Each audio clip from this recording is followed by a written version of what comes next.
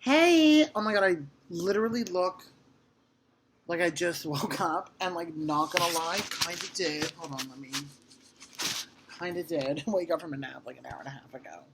2 hours ago, I guess. But I wanted to talk about something that's like exciting and fun and you know what I mean? So if you don't know, the United States is having an election in like 1 year, like literally 1 year, okay? And it actually has me very hopeful because I think we have some really great people running on the Democratic side. I listen on the Republican side, but like I'm not even talking about that today. I will not mention the name of my president. Um, but I am like obsessed in a critical way, but obsessed with Elizabeth Warren. And I wasn't on the Elizabeth Warren train in the beginning. Like, I wasn't. Like, I didn't really know much about her. I thought she was kind of cringy because of the whole, Native American thing. Like, she was claiming, or, like, we all know about that cringy fiasco she went through. So I just kind of, like, never really thought about her because it's like, oh, well, she's, I don't know. Like, because of that, basically, I was just like, all right, well, I'm going to give her my time of day, I guess. But maybe the past month or so, I've been paying attention to her, and I've been like bewildered by her. And I'm going to put it straight out right now. I am not somebody who's ever been and ever will be boxed in by a certain ideology. I like literally I'm fascinated and I'm interested in learning about different ideologies and how they work and blah blah blah. And if it's like it's your thing, it's your thing. But I like don't really care about conservatism. I don't really care about leftism or Marxism, or I don't care about one specific ideology on like how like an ideology that dictates how a government should be, basically. Does that make sense? Like I don't really care like if like I don't care because I just don't think that like the world functions according to one ideology. The world functions to complexities, right? So that's like where I go off of it, right? So when Elizabeth Warren says big structural change, I'm like, girl, like, hey! Because like as somebody who's like studied sociology a lot in their life, like or like somebody who understands that like our problems in our society are, you got to dig deep, rip them up by the roots, all right, and replant some better stuff, because that's just how it works. And if you don't see that, then you're a lost cause. I don't know what to tell you. Like, I really don't. Like, I don't even know where to start with those people. Like, I'm sorry, but things are not. Neoliberalism is a virus. It started in the 70s and 80s under Thatcher and Reagan that has infected the entire world, but, the United States definitely the most, has infected our country and infected ideologies and infected the way people think, thinking that everything is happening at an individual level, that, like, people do things based on their own accord. Like, just like this bullshit with, no. We are social beings. If we were not social beings, we would not have lifelong partners and have friends and, like, group ourselves into cities and nations and other people. Like, we wouldn't do any of those things if we weren't social beings, right? Human beings have always been social, right? And we create, through us being social, societies and civilizations that have norms and structures and histories and things that happened over hundreds and thousands of years that now we are still dealing with. You know what I mean?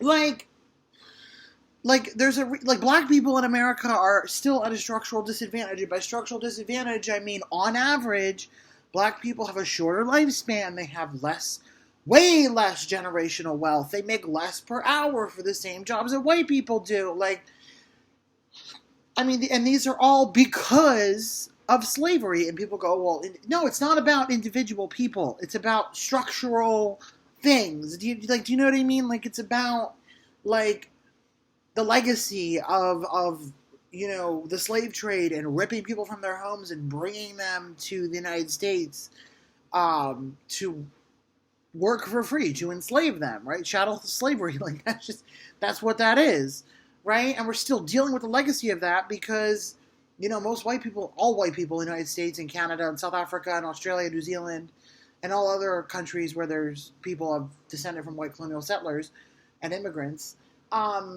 a lot of those people either came with generational wealth or they came here and they had land and they built it, or they had a business and they built it, and they weren't restricted from opportunities based on their race, at least, going through the males in the families or whatever.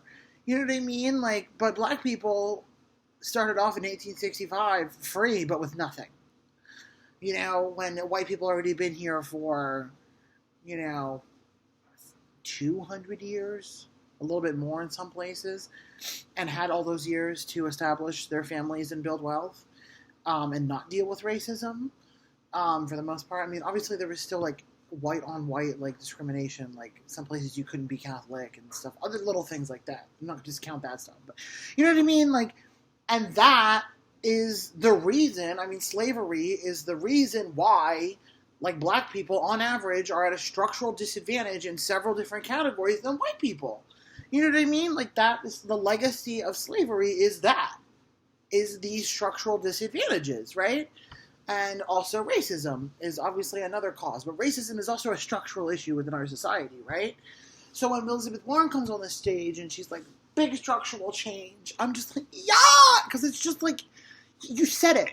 You said it. You said the words. You used the phrase big structural change. And I know it's going to become a buzzword. And I know it's going to be cringy and annoying. But, like, for the love of God, it's just like what we needed to hear as a nation. Like, big structural change, right? And like I said earlier, linking back to, like, I'm not, particularly strict to one ideology. I just love an idea that works. I like evidence. I like things that work. I like fixing the mistakes of the past and, like, moving forward and healing and making our country a beautiful, amazing, welcoming place for all of us. But, like, I do it all for the love of it. Because, like, I'm going to be here for, like, the rest of my life. Like, I'm from the United States. I'm going to be here. Like, I moved back from Canada, if that tells you anything about how much I love about America. The fact that I didn't stay there, it's like people are like, what were you doing? I know. But, like, that's what I'm saying, is, like, me supporting Medicare for all, or me supporting Elizabeth Warren and her ideas, or me supporting progressive policies that, like, I genuinely think are going to make this country a better place, are not because I'm some kind of, like, communist revolutionary who wants to overthrow the bourgeoisie, is because I love the United States of America, because I fucking live here. You know what I mean? Like, my friends, like, a lot of people, like, this is my country. This is my community. This is, you know what I'm saying? So it's like, I have the right to play an active political role, and so I'm going to use it. And I want to make this country, like, maybe what it was supposed to be to begin with, Like, I don't know, maybe I'm stretching there, but, like, I feel like there's, like, things we can hit, and, like, I feel like I've said this in other videos, like, I feel like we have so much potential, and I feel like Elizabeth Warren gives a fuck. Number one, not taking corporate money. Her and Bernie Sanders are the only two doing that, which is, girl, yes.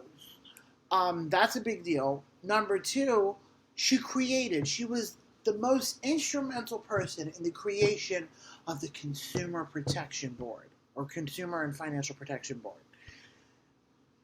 She literally made an organization within the government to protect consumers from bullshits that corporations do.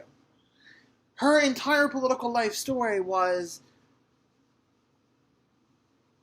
believing in conservatism coming from Oklahoma, and then seeing conservatism fail the American people and enable, ultimately, the rich and the powerful and corporations to take advantage of workers and consumers, fuck us over. When you talk about the Nestle, baby formula in the 1980s in Africa. But she saw those things happen under conservative governments and saw them do nothing. And at some point in the 90s, she probably had this revelation where she was like, fuck. Like, oh my God, what is happening? And in 2013, she did something. She ran. she ran for senator of Massachusetts because she was like, you know what? Enough is enough.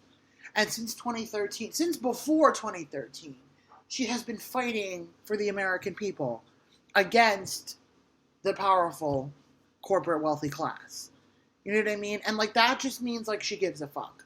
And like I said, no one will ever be perfect in the role of the president, right? She's made her mistakes. She is an older white woman. She is like 70, I believe, or 65. 71. I don't remember how old she is, but she's like somewhere around that age. I mean, so, you know, that kind of comes with the territory, right? Like, it's hard to find an old white person that isn't overflowing in whiteness. But, like, and that's not an excuse for shitty behavior or whatever. But I'm just saying, like, it comes with the territory. I'm contextualizing her. She makes mistakes, right? I love, like, you know what I mean? But, like, I feel like she gives a shit. I feel like she gives a shit. When we have Trump, who acts like he gives a shit about, like, a small segment of the population, when in reality he doesn't, because he's literally part of that corporate billionaire class. Why would he be fighting for workers if he's part of the corporate billionaire class? That makes no sense at all. No sense. There's no logical connection. Like, I want you to... Doesn't give a shit. Donald Trump, if you're a Donald Trump supporter, I'm going to be straight up. Donald Trump has literally never given a fuck about you. He doesn't give a fuck about your community. He doesn't give a fuck where you came from. He doesn't give a fuck about your Donald Trump does not care at all. At all. And if you think he does, it's because you fell for his manipulation. Donald Trump is the biggest liar, fraud, corrupt. Oh my God, like so many bad things wrapped up into one. And if you're somebody who's watching this and you're a Trump supporter, like, I just want you to know that, like, I truly believe in my heart that Trump manipulated you into voting for him. Like, I legitimately believe that. And while you may not believe that, I want you to take a look at that and take a look at him and take a look at people who actually give a shit about fighting for, like, average day people like me and you, like Bernie Sanders and Elizabeth Warren. But, like, I don't know, this video is getting too long, but I just want to talk about how much I love Elizabeth Warren and how I'm, like, on the Warren train, heading straight to Warren 2020. Like, guys, let's make this happen. Like, come on. Like, Warren. Let's get out there. Let's vote. Let's, like, make this happen. Like, oh my God. She is exciting. I'm excited. I have hope. So, I'm going to go do what I'm supposed to be doing, which is, you know, writing up about paid media presentation or whatever. So, peace, love, and more in 2020.